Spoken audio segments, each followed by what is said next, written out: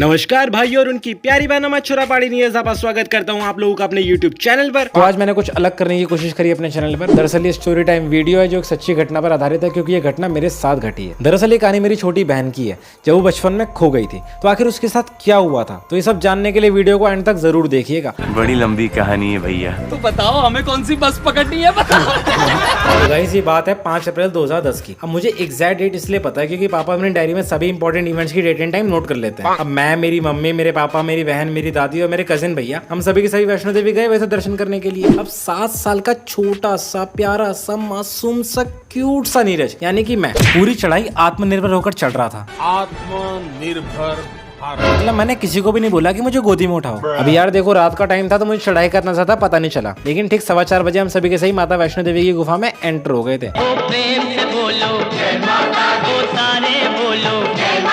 अब भाई मैं वैसे ही छोटा सा था और ऊपर से मंदिर में इतनी ज्यादा भीड़ थी कि मुझे ठीक से कुछ दिखाई भी नहीं दे रहा था। मुझे कुछ दिखाई नहीं दे रहा वहाँ। अब मैं ठहरा आत्मनिर्भर तो मैंने किसी को ये भी नहीं बोला कि मुझे गोदी में उठाकर दर्शन करवा दो। तो मैं जैसे तैसे मंदिर में आगे बढ़ने लग गया और जैसे ही मैं मेन मंदिर में पहुंचा ना, तो पता है पुजारी जी ने मेरे साथ क्या किया, मुझे बाहर निकाल दिया। चला जल्दी करा, अरे दूसरों को भी जाना दो भाई, चलो। भाई मैं 7 साल का छोटा सा प्यारा,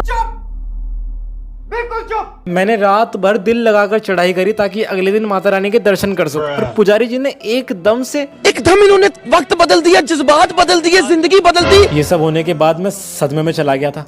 शायद माता के दर्शन मेरी किस्मत में नहीं थे। क्या इतना बुरा हूँ मैं माँ। फिर हम सभी के सभी ऊपर गए भैरव बाबा के मंदिर में, और भाई पूरा का पूरा रास्ता सीढ़ियों में कवर होता है और वो सीढ़ियां खत्म होने का नाम ही नहीं लेती भाई। लेकिन भैया मैं ठहरा आत्मनिर्भर, मैंने भी जिद पकड़ी हुई थी कि ये सीढ़ियां खुद चढ़ूंगा। तो फिर चढ़ने लग गया मैं, लेकिन चढ़ते चढ़ते एक टाइम ऐसा आया कि मुझे ऐसा एहसास हुआ ये आत्मनिर्भर के चक्कर में ना शरीर से आत्मा निकल जाएगी। तो मैंने ना चाहते हुए आखिरकार पापा से ये बोला, पिताजी मुझे गोदी में ले लो। तो पता है उन्होंने क्या बोला? नहीं। तो भाई मैं जैसे तैसे पैरों खींचता हुआ चढ़ाई चढ़ने लग गया और फाइनली हम लोग भैरव बाबा के दर्शन करके नीचे आने लग गए। और भाई अब बज रहे थे सुबह के 7 और पहाड़ी से नीचे देखकर ना मेरा सर फट गया। मतलब इतनी खतरनाक चढ़ाई आखिर में चढ़ा कैसे?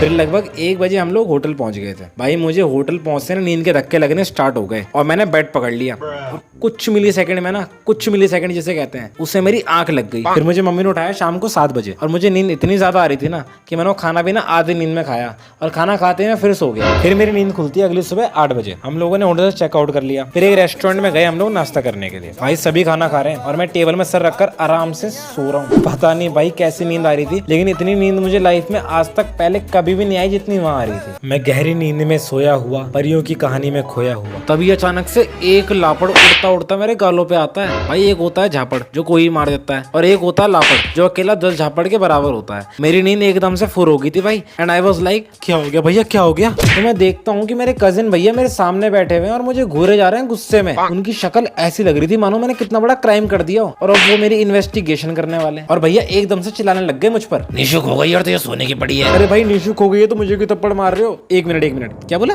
निशुक हो गई है? एंड ये लाइन सुनते ही मेरी बच्ची कुछ नींद भी उड़ गई और मैं बिल्कुल मुंह खोले टेबल पे बैठा हुआ और भैया भाई गुस्से वाले मुंह से मुझे घूरे जा रहे हैं। अगर आप लोगों को पता नहीं तो मैं बता दूं कि निशु मेरी बहन का नाम है। अब यार देखो मैं 7 साल का था तो मुझे इतना पता नहीं था कि किस सिचुएशन में कैसे एक्सप्रेशन दिखाने हैं और शायद मेरे एक्सप्रेशन सिचुएशन के हिसाब से मैच नहीं कर रहे थे। तो भैया का गुस्सा और ज्यादा बढ़ रहा था। मरना तेरे को डर नहीं लगता? इसमें मेरी क्या गलती कि निशुक हो गई है और मुझे सपना तो आया नहीं कि निशुक होने वाली है, तो मुझ पर गुस्सा करने का कोई सेंस है क्या? कोई सेंस है इस बात की?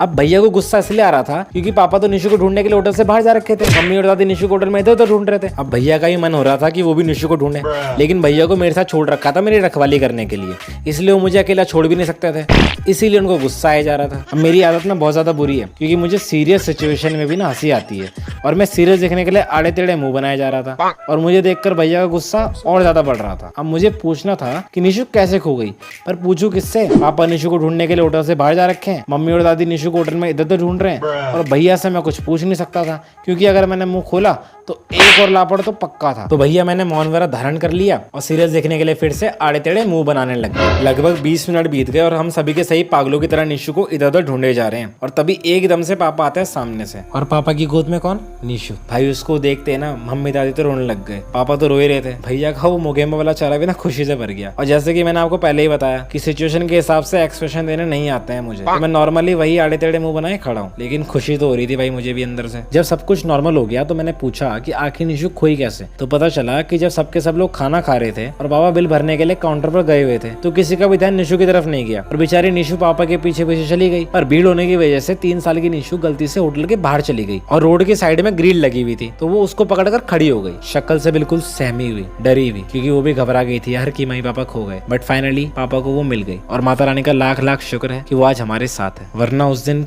कुछ भी हो सकता था। बट एट लास्ट सब कुछ सही रहा और हम लोग सभी के सभी सकुशल वापस आ गए। और ये थी हमारी स्टोरी की हैप्पी एंडिंग। तो गाइज आज की स्टोरी के लिए बस इतना ही। होप्स आप लोगों को वीडियो पसंद आई होगी। अगर आप लोगों को स्टोरी अच्छी लगे तो प्लीज आप वीडियो को लाइक मार दीजिए, चैनल को सब्सक्राइब कर दीजिए, वीडियो शेयर करना मत भूलिएगा। और अगर आप लोगों के पास भी ऐसी स्टोरी तो प्लीज मुझे कमेंट करके बताइए। फिर मिलते हैं आपसे नेक्स्ट वीडियो में, तब तक के लिए अपना और अपनों का ध्यान रखिए। टाटा गुड बाय नमस्कार, जय हिंद।